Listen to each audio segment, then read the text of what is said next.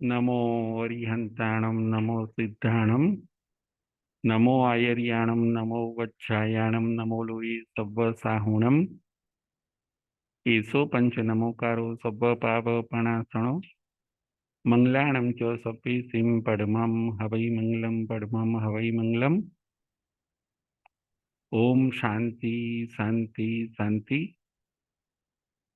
શ્રમણ ભગવાન મહાવીર સ્વામીના ચરણ કમળમાં તથા સદગુરુદેવના ચરણ કમળમાં આપણા સૌના અવિરામ કોટી કોટી વંદન.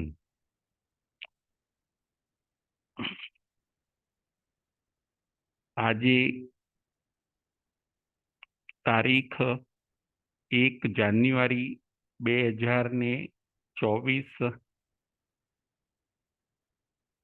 ના આપણે ઓનલાઈન જ્ઞાન વાંચણીની શરૂઆત કરીએ છીએ. આજે ઓનલાઈન જ્ઞાન વાંચણીનો પ્રથમ દિવસ છે. ધર્મકથાનો યોગ એ આપણો વિષય છે. કથાના માધ્યમે આપણે જ્ઞાનને સમજવાનું છે, તત્વને સમજવાનું છે. આજે આપણે શાંતિનાથ ભગવાનનો પૂર્વભવ એ કથા આપણે જોવાની છે કે ભાઈ શાંતિનાથ ભગવાન 16મા તીર્થંકર આ ભરત ક્ષેત્રની અંદર એક પછી એક પ્રથમ તીર્થંકર ઋષભદેવ ભગવાન થયા, પછી 2, 3 એમ ક્રમશઃ 16મા તીર્થંકર શાંતિનાથ ભગવાન થયા. આત્મા જ્યારે વિકાસ કરે છે, આગળ વધે છે, ત્યારે એ આગળ વધતા વધતા આત્મામાંથી પરમાત્મા બની જાય છે. જીવ જ શિવ બને છે. માનવ મહામાનવ બને છે અને પછી મહાવીર બની જાય છે. જોજો, એક નાનું બીજ હોય, એ બીજનો જ વિકાસ થાય, એ બીજને અનુકૂળ સંયોગો મળે, એ બીજનો વ્યવસ્થિત ઉછેર કરવામાં આવે તો એ બીજ એ વટવૃક્ષ બની જાય છે અને એ વટવૃક્ષ અનેકને ઉપયોગી થાય છે. આવું જ આત્મા માટે છે. જીવ કાયમ જીવ નથી રહેતો. જો એને કોઈ સદગુરુ મળે, એને સારું સાહિત્ય મળે, એને સારો સત્સંગ મળે તો એ જીવ શિવ બની જાય છે. એ નર નારાયણ બની જાય છે. આવી જ બધી અનેક વાતો આપણે કથાના માધ્યમથી સમજવાની છે. માણસ કાયમ દુઃખી રહેવા માટે બંધાયેલો નથી. માણસ કાયમ તકલીફોમાં રહેવા માટે બંધાયેલો નથી. એ જો પોતે ધારે તો દુઃખને અને તકલીફોને દૂર કરી શકે છે. તીર્થંકર ભગવંતો આપણને એ બતાવે છે કે તમે પરમેનન્ટ જો તમારો પુરુષાર્થ ઉપડે તો તમે દુઃખને કાયમ માટે છોડી શકો એમ છો. તકલીફોને કાયમ માટે છોડીને તમે શાશ્વત સુખને પ્રાપ્ત કરી શકો એમ છો. એ જ્ઞાન આપણને આપણા તીર્થંકર ભગવંતો આપે છે.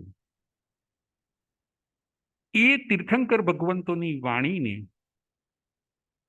જીન વાણી કહેવામાં આવે છે.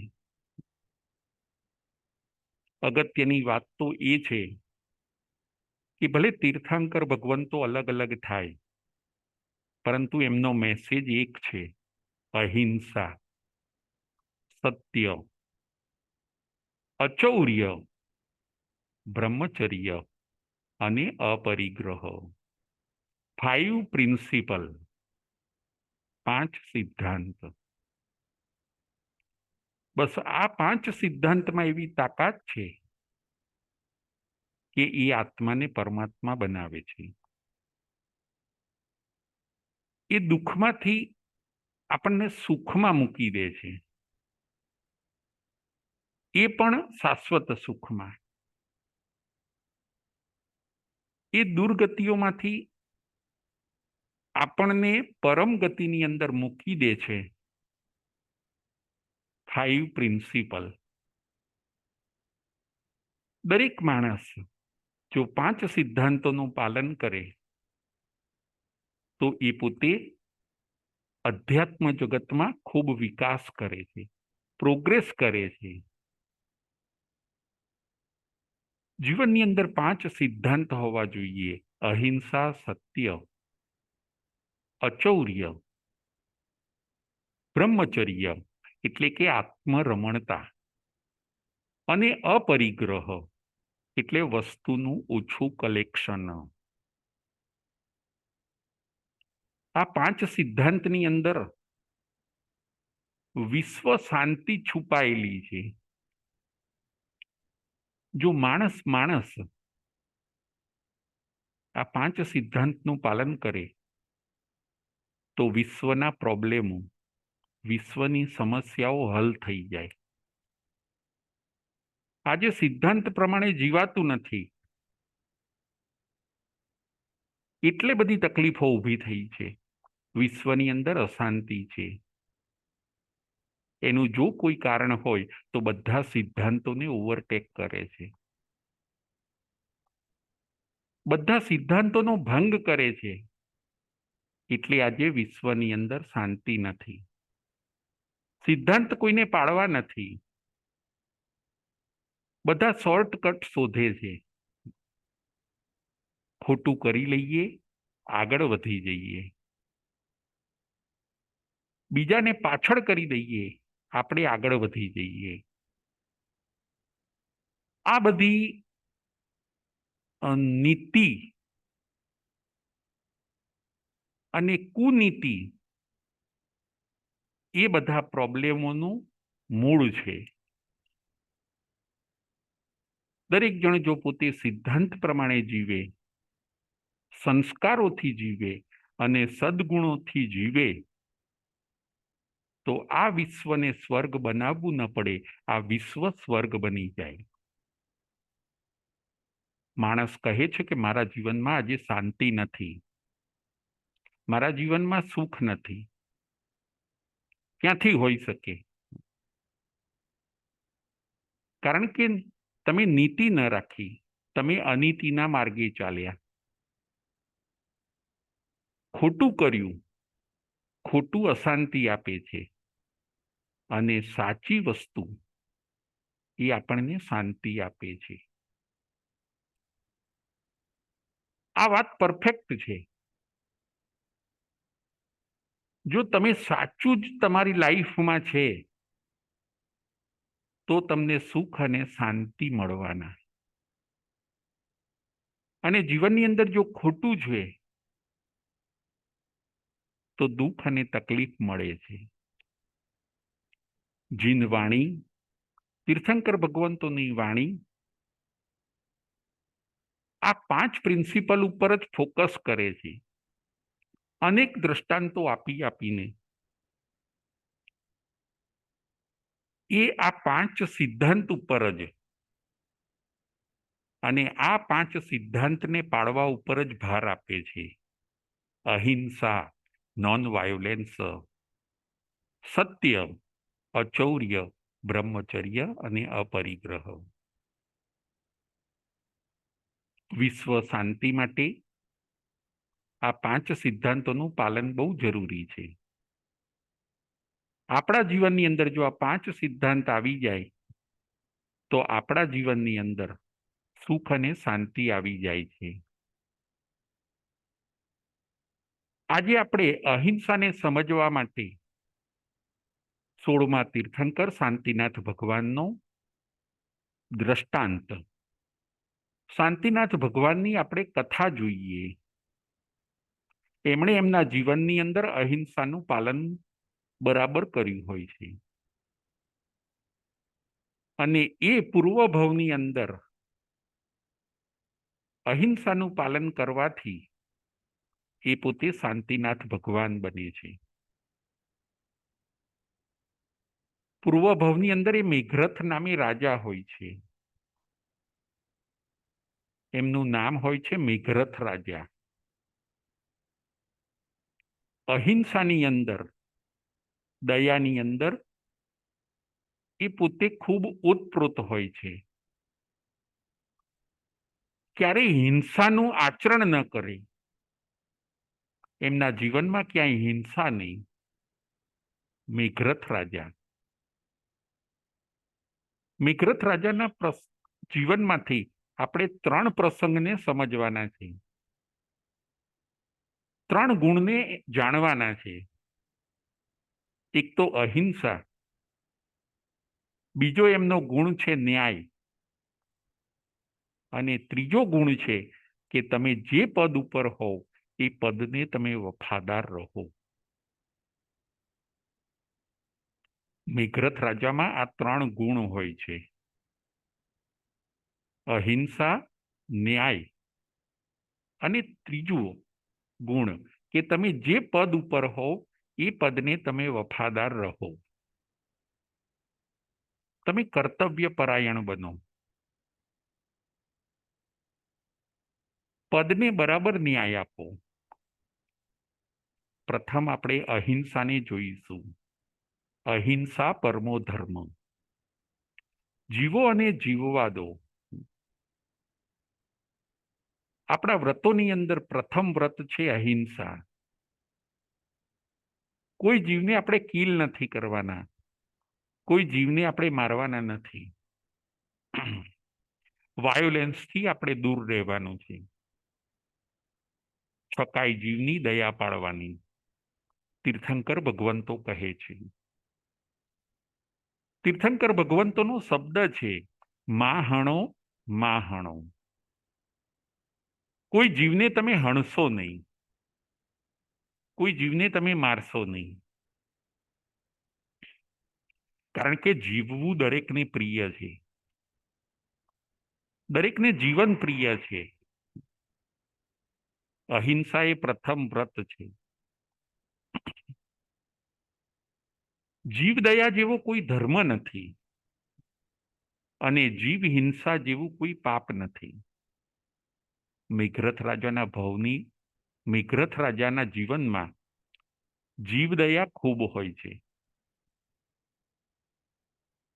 પોતે તકલીફ સહન કરી લે, પરંતુ જીવ દયા પાડે.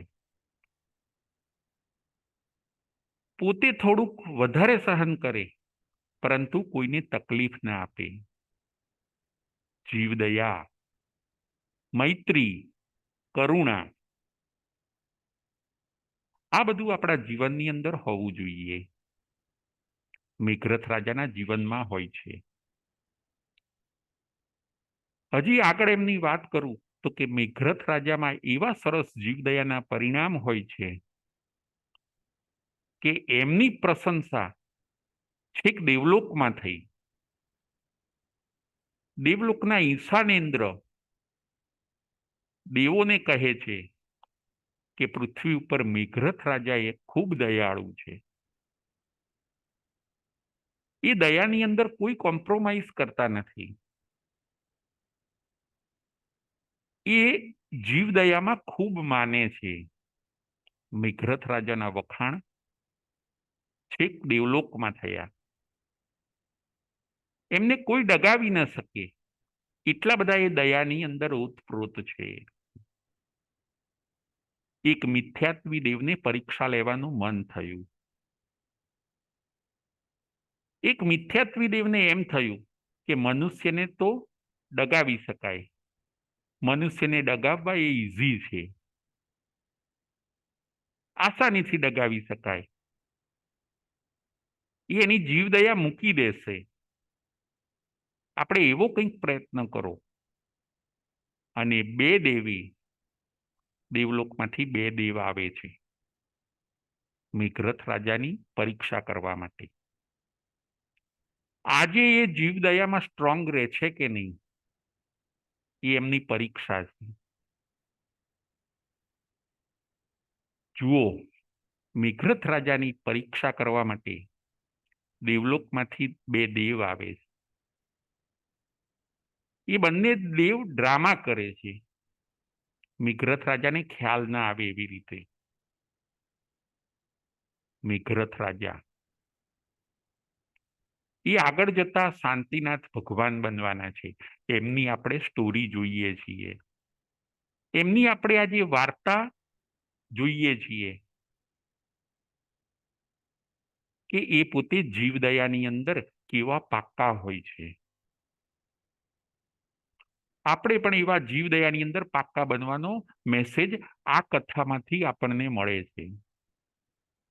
2 દેવ ડ્રામા કરે છે.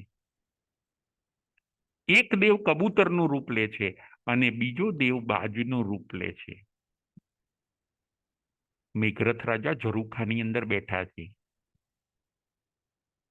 કબૂતર તરત જ દૈવી વાણીમાં બોલે છે, બચાવો બચાવો.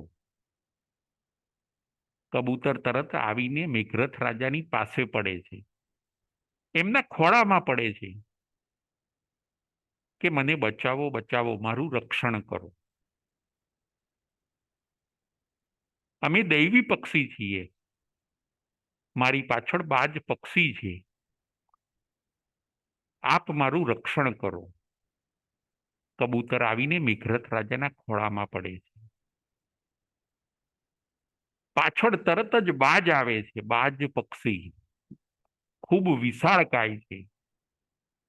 એ પણ મહેલના ઝરોખામાં રાજાની પાસે આવે છે અને દૈવી વાણીમાં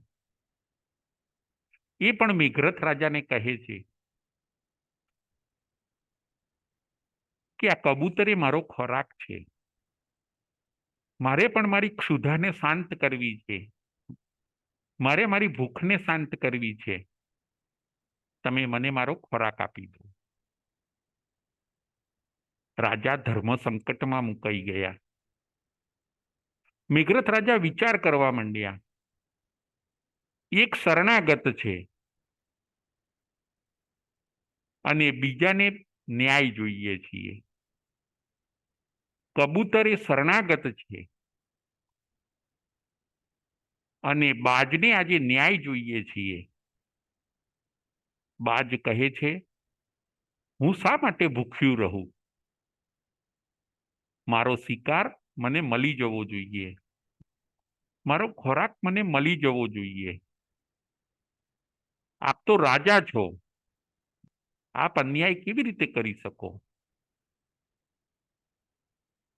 રાજાને ખ્યાલ આવ્યો કે આ તો બંને દૈવી પક્ષી છે. રાજાની પરીક્ષા છે એ હજી રાજાને ખ્યાલ આવ્યો નથી. એમને પોતાની પરીક્ષા થાય છે અને આ બંને દેવ છે એવો હજી મેઘરથ રાજાને ખ્યાલ નથી. મેઘરથ રાજાને એમ જ છે કે આ બંને કોઈ વિશિષ્ટ જાતિના પક્ષી છે કે જે મનુષ્યની ભાષા બોલી શકે છે. મેઘરથ રાજા મૂંઝવણમાં મુકાઈ ગયા કે કબૂતરનો જીવ બચાવવો, એનું રક્ષણ કરવું એ પણ રાજા તરીકે મારી ફરજ છે અને બાજને ન્યાય આપવો એ પણ મારી ફરજ છે. વિચાર કરતા કરતા એમને પોતે નક્કી કર્યું કે હવે આ બાજ પક્ષીને, કબૂતરનું હું રક્ષણ કરું અને આ જે બાજ પક્ષી ખરું એને મારા શરીરમાંથી માંસ આપી દઉં. જુઓ, એ જ ભવની અંદર પોતે જીન નામ કર્મ બાંધવાના હોય છે. એમના પરિણામો, એમના મનના પરિણામ બહુ ઊંચી ક્વોલિટીના હોય છે. ત્યારે એ પોતે એ ભવની અંદર જીન નામ કર્મને નિકાચિત કરે છે. આપણે ક્યાં છીએ એ મહત્વનું નથી, આપણું મન ક્યાં છે,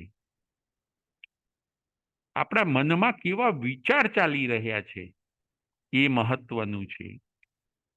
મનની અંદર સારા વિચાર હોવા જોઈએ, મનની અંદર ઉત્તમ વિચાર હોવા જોઈએ, મનની અંદર બીજાને શાંતિ આપી શકે, બીજાને સુખ આપી શકે એવા વિચાર હોવા જોઈએ. મન બધા જીવોને નથી મળતું, સંસારી બધા જીવોને મન નથી મળતું. માત્ર જે સંગની છે એને જ મન મળે છે. મનની અંદર જો ઉત્તમ વિચાર હશે, મનની અંદર જો ખૂબ સરસ વિચાર હશે તો આપણે ફાવી જઈશું, આપણને ઘણો પુણ્ય બંધ થાય છે. આપણા મનની અંદર જો સારા વિચારો હશે તો આપણે આનંદનો અનુભવ કરી શકીશું. આપણા મનની અંદર જો સારા વિચાર હશે તો આપણે પોઝિટિવ રહી શકીશું. આપણા મનની અંદર જો સારા વિચાર હશે તો આપણે પ્રફુલ્લિત રહી શકીશું. મનની અંદર નેગેટિવ વિચાર ન હોવા જોઈએ, મનની અંદર અશુભ વિચાર ન હોવા જોઈએ, મનની અંદર દ્વેષના કે કલુષિત વિચાર ન હોવા જોઈએ. મન અધ્યાત્મ જગતમાં ખૂબ ઉપયોગી સાધન છે. મન જીતે જીત. અહીંયા મેઘરથ રાજા ખૂબ ઉત્તમ વિચારના હોય છે કે આજે રાજા તરીકે મારે ન્યાય કરવાનો છે, કબૂતરનું હું રક્ષણ કરીશ અને મારા શરીરમાંથી આ બાજને માંસ આપીશ, પ્રોબ્લેમ સોલ્વ. શરીર તો નાશવંત છે, એમાંથી માંસ આપી દઈશ. બાજ પક્ષી જુઓ માંસાહારી હોય છે, એટલે કે એને બીજા કોઈનું શરીર આપવું, બીજું માંસ આપવું તો એ જીવને પણ મારવું પડે. તો મારી અહિંસામાં ખામી ગણાય, મારી જીવદયામાં ખામી ગણાય. એના કરતા સારો રસ્તો એ છે કે મારા જ શરીરમાંથી માંસ આપવું. ઉત્તમ માણસો પોતે સહન કરી લે. ઉત્તમ માણસો પોતાને નુકસાન થાય તો ચાલે, પરંતુ બીજાને ન થવું જોઈએ એનું ધ્યાન રાખે છે. અહીંયા મેઘરથ રાજા પણ એમ જ કરે છે. વૈદ હકીમ અને ડોક્ટરને બોલાવીને પોતાના શરીરમાંથી માંસ આપવાનું નક્કી કરે છે. બાજ પક્ષી કહે છે કે કબૂતરના વજન જેટલું મને માંસ આપી દો. ત્રાજવા પણ મંગાવવામાં આવ્યા. કથાકાર કહે છે કે ત્રાજવા પણ મંગાવવામાં આવ્યા. એક પલ્લાની અંદર કબૂતર બેસે છે અને બીજા પલ્લાની અંદર વૈદ હકીમ એ લોકો રાજાના શરીરમાંથી માંસના પીસ કરીને બીજા ત્રાજવાની અંદર મૂકે છે. આ બાજુ કબૂતરના વજન પ્રમાણે માંસ આપવાનું નક્કી થયું. આજે જુઓ મેઘરથ રાજાના ત્યાં બરાબર ન્યાય થવાનો છે. એમની અહિંસાની આ જે કસોટી છે, એમની જીવદયાની આ જે કસોટી છે, એ વાત આપણે સમજવાની છે. એક એક પીસ માંસનો મૂકતા જાય, આ બાજુ દૈવી પક્ષી પેલું કબૂતર એનું વજન વધારતું જાય છે. વધારે માંસ મૂક્યું છતાં પણ પલ્લું નમતું નથી. રાજાને દેહાશક્તિ નથી. રાજા હવે નજીકના સમયમાં તીર્થંકર બનવાના છે, એટલે દેહાશક્તિથી પર છે. એમને એમ થયું કે થોડું થોડું માંસ શું કરવા, આખો દેહ આપી દેવો પડે તો પણ કુરબાન છે. જો જીવદયા પડાતી હોય તો દેહ આપી દેવામાં વાંધો નથી. જો અહિંસાનું રક્ષણ થતું હોય, શરણાગતે આવેલા કબૂતરનું જો રક્ષણ થતું હોય, તો દેહની કુરબાની મને મંજૂર છે. મેઘરથ રાજા પલ્લાની અંદર બેસી જાય છે, પોતાનું શરીર આપી દેવા તૈયાર થયા. તરત જ એમના જીવદયાના આવા ઉત્કૃષ્ટ પરિણામ જોઈને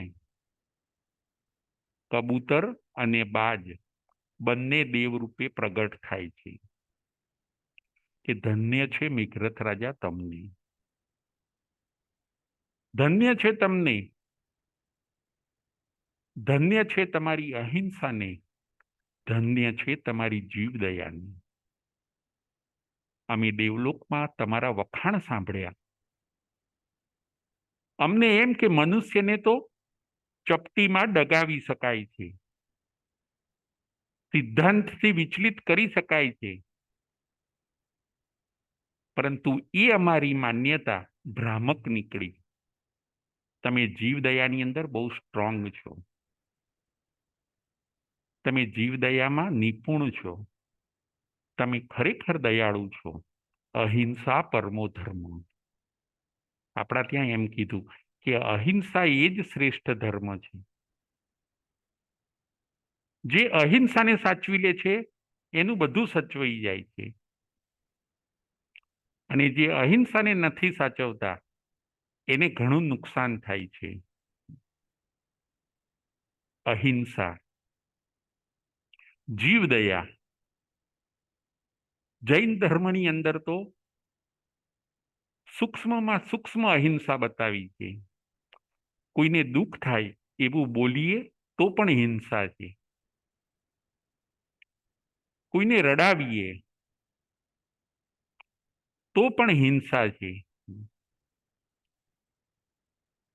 કોઈના ઉપર દ્વેષ કરીએ, કોઈને અન્યાય કરીએ એ પણ હિંસા છે. મનથી હિંસા છોડવાની છે, વચનથી પણ હિંસા છોડવાની છે, અને આપણે કાયાથી પણ હિંસા છોડવાની છે. મનથી કોઈનું બુરું ઈચ્છીએ એ મનથી હિંસા છે, વચનથી આપણે કટુ શબ્દ બોલીએ એ વચનની હિંસા છે, અને કાયાથી જો આપણે છેદન ભેદન કરીએ, કોઈ જીવને ત્રાસ આપીએ, કોઈને ટોર્ચરિંગ કરીએ, એ બધું હિંસામાં ગણવામાં આવે છે. આપણા ત્યાં છકાઈ જીવની દયા પાડવાની વાત કરી. દયા, છ કાય જીવની દયા: પૃથ્વીકાય, અપકાય, તેવકાય, વાયુકાય, વનસ્પતિકાય અને ત્રસકાય. આ ત્રસકાયની આપણે શું કરવાની છે? દયા પાડવાની છે. અહિંસાના 5 અતિચાર બતાવ્યા: બંધે, વહે, છવી છે, અઈ ભારે અને ભત્તપાણ ઓછે. કોઈ જીવને તમે બાંધો, એને કેદ કરો, એને પૂરી રાખો, વધારે સમય એની પાસે કામ લો, તો એ પણ હિંસા છે. બંધે, પશુ પક્ષીને બાંધી રાખે, એ પણ હિંસા છે. કોઈને દુઃખ આપવું એ આપણો ધર્મ નથી, પરંતુ બધાને સુખ આપવું એ આપણો ધર્મ છે. અને બધાને સુખ આપણે ક્યારે આપી શકીએ? કે જ્યારે આપણે આપણા જીવનની અંદર વધારે અહિંસા હશે તો આપણે સુખ આપી શકીશું. પહેલો અતિચાર બતાવ્યો બંધે. બીજો અતિચાર બતાવ્યો વહે, વધ કરવો, કોઈ જીવનો વધ કરવો, એ પણ હિંસા છે. છવી છે, એ કોઈ જીવોના અંગોનું છેદન કરવું. પશુ પક્ષી ના પીંછા છે, હાથ પગ છે, એ કોઈને એને કાપવું, એનું છેદન કરવું, એને કહેવાશે છબી છે એ. બંધે, વહે, છબી છે એ.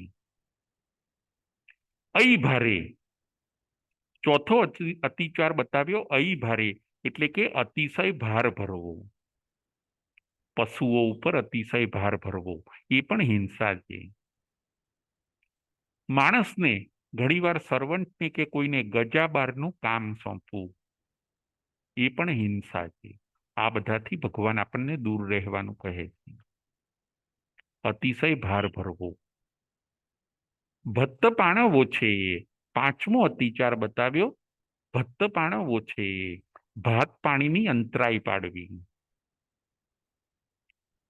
કોઈ જીવને જમવાનું મોડું મળે, પાણી પીવાનું મોડું મળે, એમાં અંતરાય નાખવી, એની પાસેથી એ લઈ લેવું, એને જમવા માટે મોડા છોડવા, એ પણ હિંસાનો પ્રકાર છે.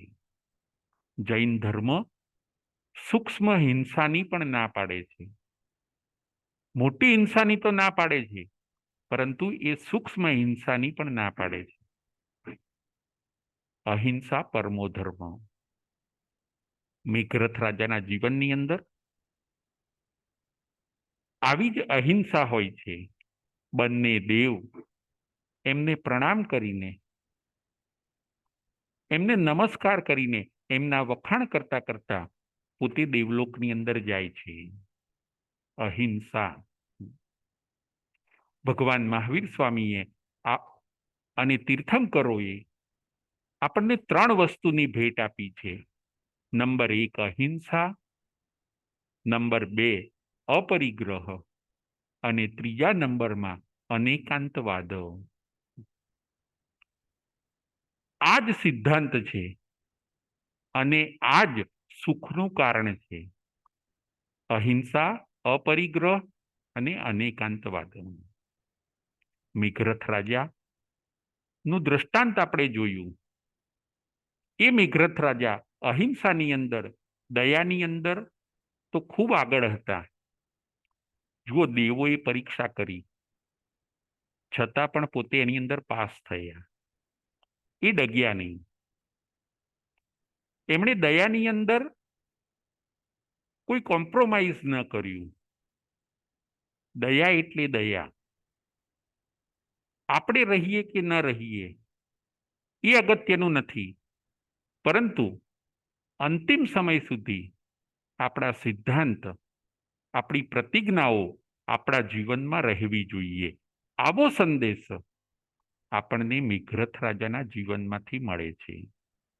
પ્રતિજ્ઞા, સિદ્ધાંત.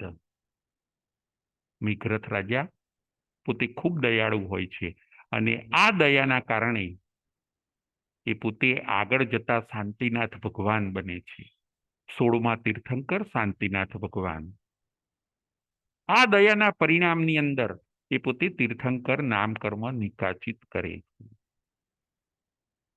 સિદ્ધાંતમાં પાકા બનો. મેઘરથ રાજાનો બીજો ગુણ હોય છે ન્યાય. એમણે બાજને પણ ન્યાય આપ્યો અને કબૂતરને પણ ન્યાય આપ્યો. જસ્ટિસ. આપણા જીવનમાં અહિંસા તો હોવી જોઈએ.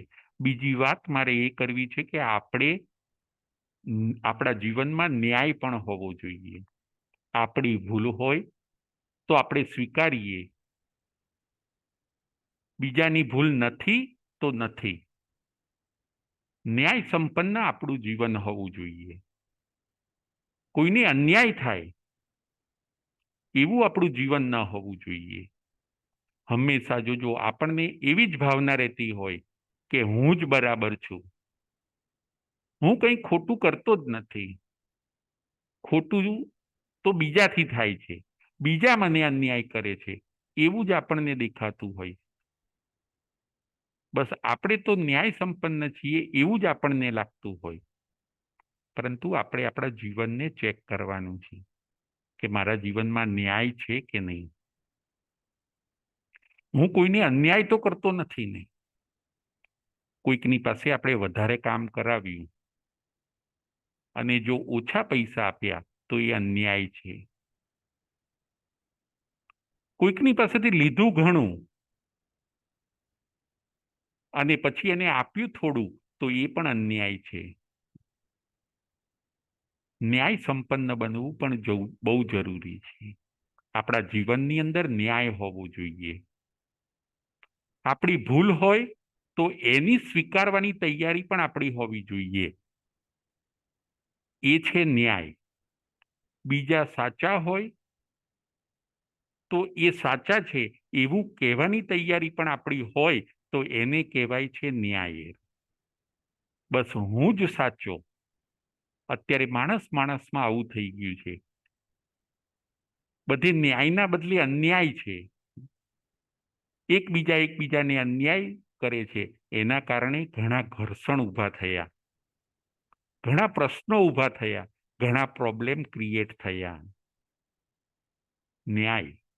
મિઘરત રાજાનો પહેલો ગુણ હોય છે અહિંસા, બીજો ગુણ છે ન્યાય, અને હવે આપણે એમનો ત્રીજો ગુણ જોઈશું કે તમે જે પદ ઉપર હોવ એ પદને તમે વફાદાર રહો.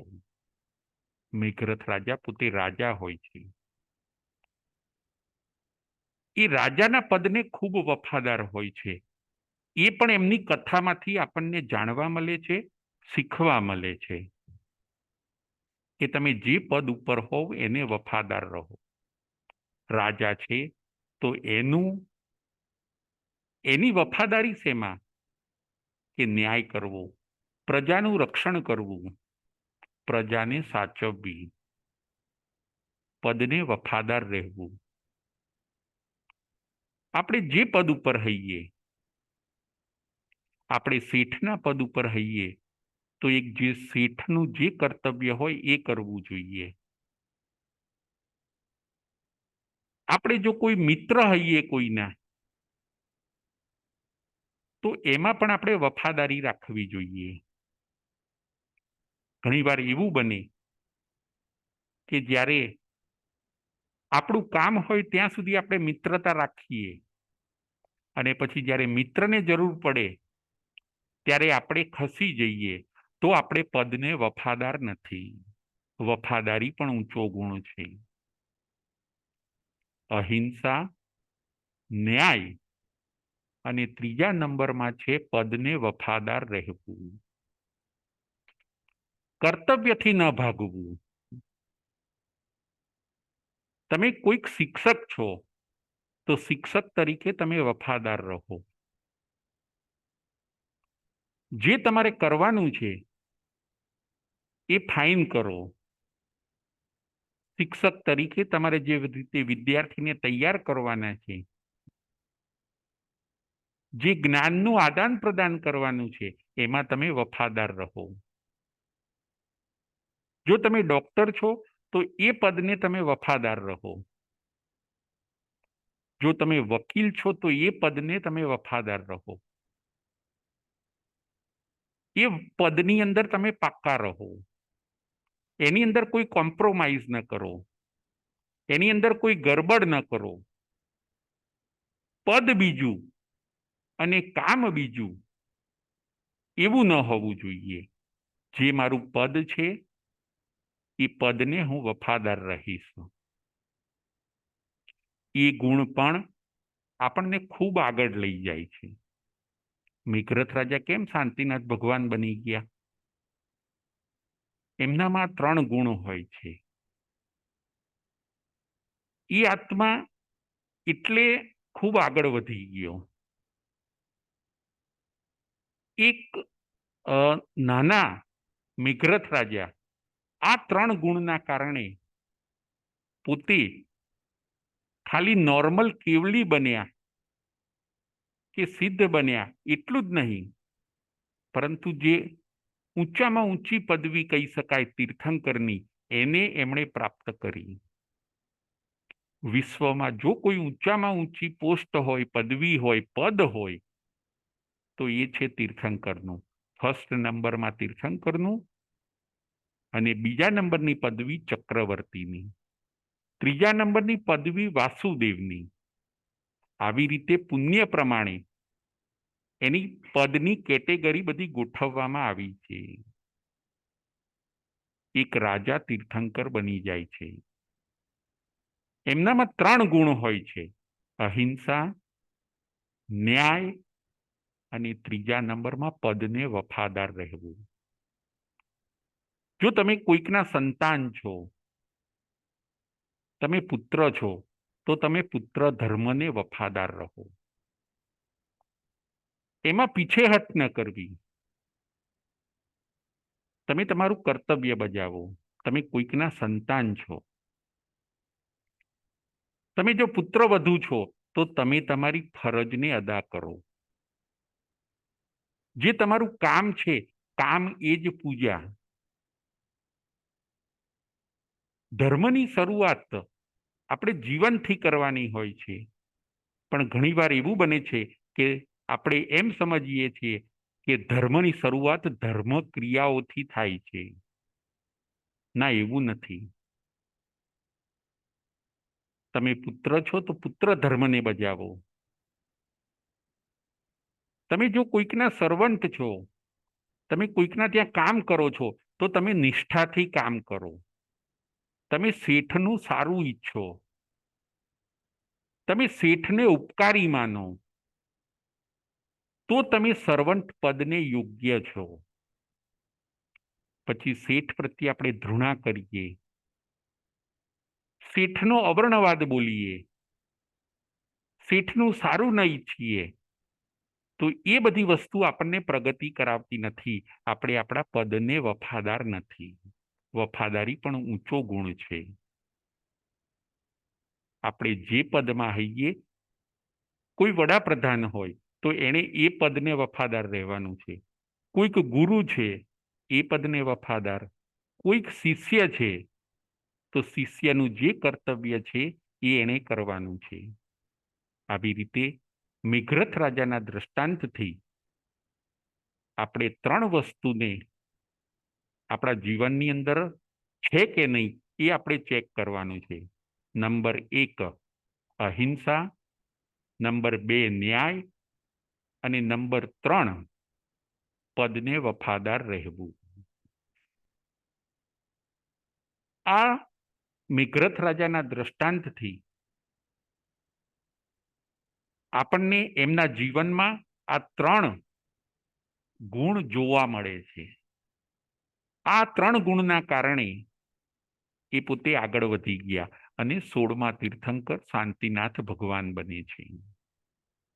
આપણે અહિંસાનું પાલન, શક્ય એટલી અહિંસાને પાળીએ, જીવનમાં ન્યાય લાવીએ અને પદને વફાદાર રહીએ. હિંસાને છોડવાની છે. મન વચન કાયાથી પણ હિંસા ન થાય, કોઈને દુઃખ ન થાય એનું ધ્યાન રાખવાનું છે. જો આપણે આવું બધું કરીશું તો જ અધ્યાત્મ જગતમાં આપણો વિકાસ થઈ શકશે. એક વાત એ પણ આપને કરું કે આપણું લક્ષ્ય શું છે કે આપણે પણ સુખી બનીએ, આપણું ફેમિલી પણ સુખી બને, આપણા મિત્રો પણ સુખી બને. દરેકને આવી તમન્ના હોય છે. બસ અમને સુખ મળે, દુઃખ ન મળે, અને સુખ પણ અમને વધારે મળે, આવ્યા પછી જાય નહીં એવું મળે. દરેકની ઈચ્છા સુખની છે. તો સુખ શેનાથી મળે છે? તો કે સુખ આપણને સિદ્ધાંતોથી મળે છે. સુખ આપણને સંસ્કારોથી મળે છે. સુખ આપણને સારી સારી ટેવોથી મળે છે.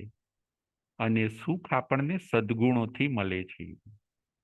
જુઓ, મેઘરથ રાજાને શાશ્વત સુખ મળી ગયું, કારણ કે એમના જીવનમાં સદ્ગુણ હોય છે, એમના જીવનમાં સિદ્ધાંત હોય છે. કોઈ કહે કે હું સિદ્ધાંત ન પાડું અને મારા જીવનમાં સુખ શાંતિ આવી જાય તો ઇમ્પોસિબલ. એ ત્રણેય કાળે શક્ય નથી. સિદ્ધાંત એટલે સિદ્ધાંત જ. તીર્થંકર ભગવંતોએ પણ આ સિદ્ધાંતનું પાલન કર્યું છે અને પછી જગતના જીવોને બતાવ્યું કે આ સિદ્ધાંતો જ મેઇન છે. વ્યક્તિ તો આવે અને જાય, એટલે સુખ મેળવવાનો જો કોઈ રસ્તો હોય તો એ સિદ્ધાંત છે. મેઘરથ રાજાની અહીંયા સ્ટોરી પૂરી થાય છે. મેઘરથ રાજા પોતે શાશ્વત સુખને પામે છે એમના જીવનમાં આ 3 ગુણ હોય છે: અહિંસા, ન્યાય અને પદને વફાદારી. એવું જ આપણે આપણા જીવનની અંદર લાવવાનું છે. આપણા વ્યવહારની અંદર, આપણા જીવનની અંદર, આપણા રહેણીકરણીની અંદર, આપણી બોલચાલની અંદર બધે જો અહિંસા આવશે તો ચોક્કસ આપણા જીવનમાં સુખ અને શાંતિ વધવાની છે. એ વાતમાં કોઈ જ શંકા નથી. માટે આપણે આવી રીતે મિગ્રથ રાજાના દ્રષ્ટાંતથી અહિંસા, ન્યાય અને પદની જે આપણું પદ છે એને વફાદાર રહીએ, એમાં આગળ વધીએ અને શક્ય એટલું આપણે આપણા જીવનને સુંદર બનાવીએ, સિદ્ધાંતવાળું બનાવીએ. એ જ આપણે આજે જોવાનું છે.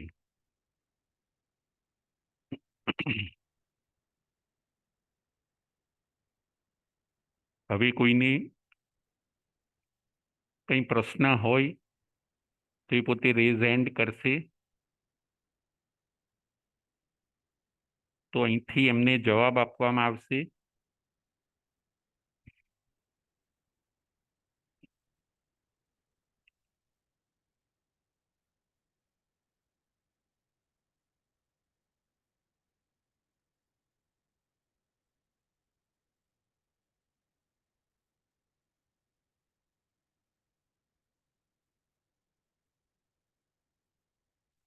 કોઈને કંઈ પ્રશ્ન હોય તો એ પણ પૂછી શકે છે, અથવા તો પોતાનો કોઈ અભિપ્રાય હોય,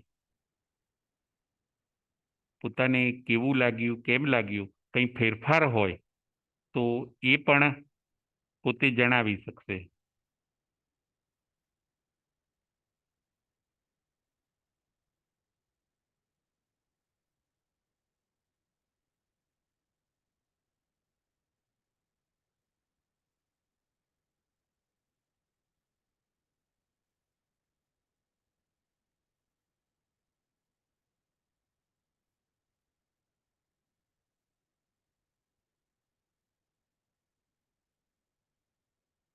ચાલો હું પ્રશ્ન પૂછું છું, એનો કોઈ જવાબ આપશે?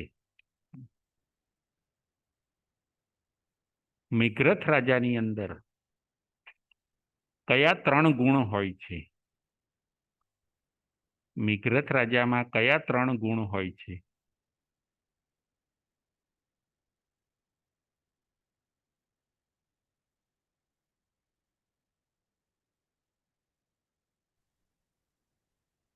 મિગ્રથ રાજાની અંદર કયા 3 ગુણ હોય છે?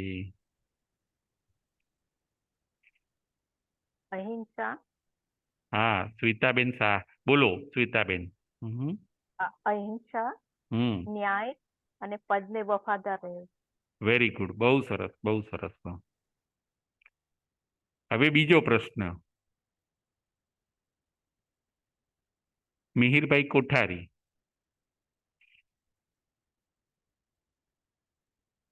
મિહિરભાઈ કોઠારી,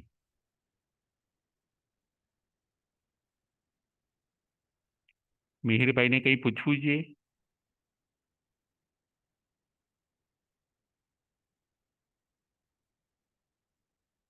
બીજો પ્રશ્ન, અહિંસાના 5 અતિચાર કયા છે? અહિંસાના 5 અતિચાર કયા છે?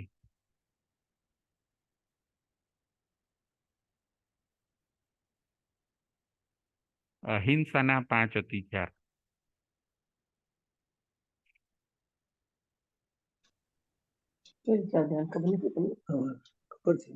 બંધે વયે છ વિચે અહીં ભારે ભ્રત પાડવો છે.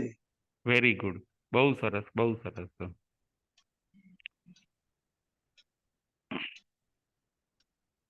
બે દેવે કોનું રૂપ લીધું? રૂપાબેન. રૂપાબેન. હા, એક દેવે કબૂતરનું રૂપ લીધું અને બીજા દેવે બાજનું રૂપ લીધું. વેરી ગુડ, વેરી ગુડ, બહુ સરસ. બરાબર.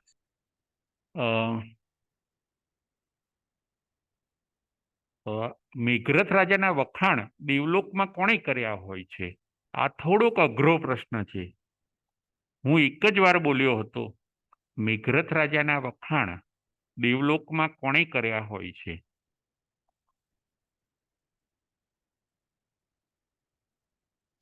બહુ ધ્યાનથી સાંભળ્યું હશે એને જ આ જવાબ આવડશે. ઈશાન નામના દેવે. બરાબર, વેરી ગુડ. ઈશાનેન્દ્ર. ઈશાનેન્દ્ર દેવે વખાણ કર્યા હોય છે. રાઈટ, હા. બરાબર છે, બરાબર છે. બહુ સરસ. હવે દેહ ઉપર મમત્વ કોને નથી હોતું? અને મનથી ખૂબ ઊંચા વિચાર કોના હોય છે? એ ક્વેશ્ચનનો આન્સર. દેહ ઉપર મમત્વ કોને નથી? મનથી ખૂબ ઊંચા વિચાર હોય છે અને સિદ્ધાંત પાલન કરવાનો ભાવ હોય છે. એ વ્યક્તિ કોણ?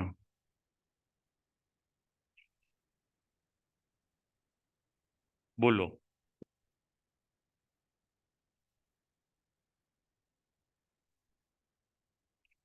રૂપાબેન. રૂપાબેન. આપણને ના આપી રૂપાબેન. રૂપાબેન. મેઘરથ રાજા. બરાબર, મેઘરથ રાજા. રાઈટ, બહુ સરસ છે. હવે આગળ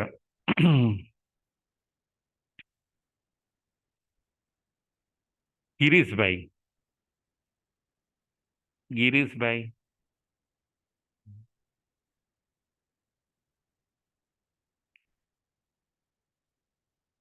ગિરીશભાઈ. હા બોલો.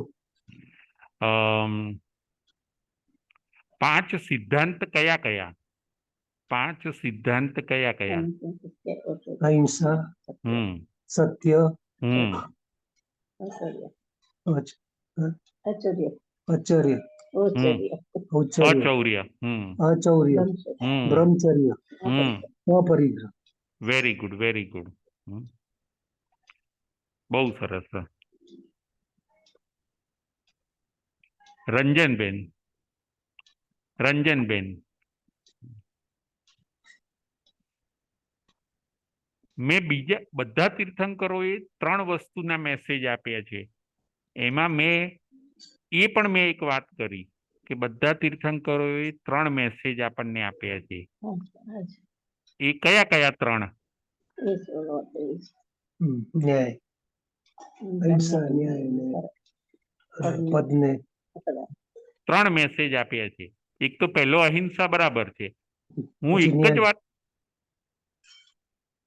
એક જ વાર બોલેલો છું, એટલે જેને બહુ ધ્યાનથી સાંભળ્યું હશે એને જ આન્સર આવડશે. અહિંસા, ન્યાય અને પદને. કયું? અહિંસા, ન્યાય અને પદને વફાદારી. બરાબર.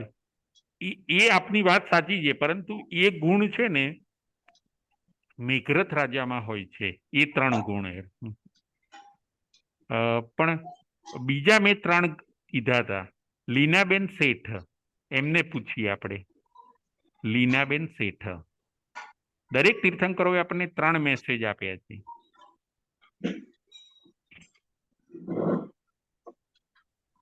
અહિંસા, વેરી ગુડ, ત્યાગવાદ અને અપરિગ્રહ. Very good. ફરીથી બોલી જાઓ એકવાર. દરેક અહિંસા, તીર્થંકરે આપણને 3 મેસેજ આપ્યા છે. અહિંસા, અનેકાંતવાદ અને અપરિગ્રહ. Very good. બહુ સરસ, બહુ સરસ. હવે એક બીજો પ્રશ્ન પૂછી લઉં. 16મા તીર્થંકર શાંતિનાથ ભગવાનને એ જ ભવની અંદર 2 પદવી મળે છે. કઈ 2 પદવી મળે છે? 16મા તીર્થંકર શાંતિનાથ ભગવાનને એ જ ભવની અંદર 2 પદવી મળે છે. કઈ 2 પદવી મળે છે? બોલો. રાજેન્દ્રભાઈ શાહ. બોલો. ચક્રવર્તી અને તીર્થંકર પદ પ્રાપ્ત થાય છે. બરાબર છે, બંને પદવી મળે છે. Very good, very good. હવે બીજો પ્રશ્ન. તીર્થંકર નામકર્મ કયા ભાવમાં નિકાચિત થાય છે? તીર્થંકર નામકર્મ દરેક તીર્થંકરને કયા ભાવની અંદર નિકાચિત થાય છે. શ્વેતાબેન શાહ ત્રીજા ભવે કયા ભાવમાં? ત્રીજા ત્રીજા તીર્થંકર બન્યા એના ત્રીજા ભવે હા એના બરાબર પહેલાના ત્રીજા ભવ. બરાબર છે. ત્રીજા ભાવમાં બરાબર છે. હવે આગળનો પ્રશ્ન, કુલ વ્રત કેટલા અને એમાં પહેલું વ્રત કયું? કુલ વ્રત કેટલા છે? 12 વ્રત. શ્રાવકના કુલ વ્રત કેટલા છે? 12 વ્રત. વ્રત છે.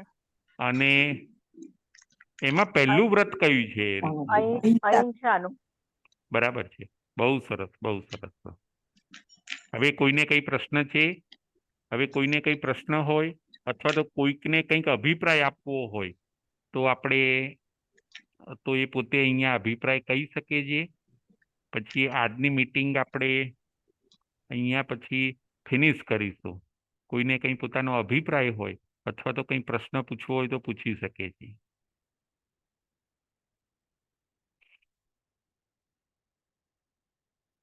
રૂપાબેન. આપણે આ જ્ઞાતા ધર્મ કથાની આ પહેલી સ્ટોરી જ છે? ના, આપણે આ સ્ટોરી છે ને આપણે તીર્થંકર ચરિત્રમાં આવે છે. ઓકે, અને એટલે આપણો ટોપિક આ જ્ઞાતા ધર્મ કથા હતો વેરી ને? ગુડ. આપણો ટોપિક છે ને ધર્મ કથાનું યોગ. એટલે ઓકે. રૂપાબેન આપણે છે ને દરેક સોમવારે એક કથા લઈશું આપણે. હમ હમ હમ. એ કથા ઘણીવાર આગમની હોય અથવા તો ચરિત્રમાંથી હોય કે એવી રીતે બરાબર. એક કથા લઈશું. એટલે કે એક સ્ટોરી કહેવાની વાર્તા. અને એનામાં એટલે શું છે કે વાર્તાથી બધાને ઈઝી પડે. અને સ્થાણાંક સૂત્ર અમે લેવાના છીએ ગુરુવારે. અને સ્ટોરીના માધ્યમે શુક્રવારે દર સોમવારે એક સ્ટોરી લેવાની. હા, એટલે મને એવો ખ્યાલ, એટલે મને એવું હતું કે કદાચ જ્ઞાતા ધર્મ કથાની સ્ટોરી કદાચ એમાં કન્ટિન્યુ રાઈટ. કરવાની હા, છે. ઘણી જગ્યાએ આ સ્ટોરી આવે છે. અમુક આગમમાં આવે છે અને ખાસ તો તીર્થંકર ચરિત્રમાં આવે છે સ્ટોરી. હમ હમ. એટલે પર્ટિક્યુલર અહીંયા દર મંડે જ્ઞાતા ધર્મ કથા નહીં ચાલે ને? જે ના. આપણું આગમ છે કોઈ ના. પણ સ્ટોરી ચાલશે? હા, કોઈ પણ સ્ટોરી. કથાનું હા. યોગ. કથાનો યોગ. ઓકે. કથાનું યોગ. બસ, ઓકે. જ્ઞાતા ધર્મ કથા નહીં. હા. કથાનું યોગ એટલે કોઈ પણ એક સારી સ્ટોરી લઈને અને એના ઉપર આપણે પછી તત્વનો વિચાર કરવાનો. બરોબર છે. બરાબર. Thank you, બીજો કઈ રાજેશ. આપનો અભિપ્રાય છે? બીજો કઈ ના, આપનો અભિપ્રાય? ખરેખર બહુ સરસ સમજાવ્યું. સ્ટોરી તો ફાઇન. જાણતા હતા, પણ એમાં એકચ્યુઅલ તમે તત્વ શું હતું અને શું એમના ગુણો હતા ને એનું ડિટેલ જે આજે કીધી ને ખરેખર હા. જાણવું જેવી હતી. અને બીજા બે ગુણ, એક તો ન્યાય અને રૂપાબેન ત્રીજું કે આપણે પદને વફાદાર રહેવાનું. પદને વફાદાર રહેવું. મેઘરથ રાજાના જીવનમાં એ હોય છે કે એ પોતે રાજા હોય છે તો રાજાના પદને પોતે વફાદાર રહે છે પોતે. એટલે એમનામાં આ 3 ગુણના કારણે એ પોતે તીર્થંકર નામ કર્મને નિકાસિત કરે છે. બરોબર છે રાજેશ.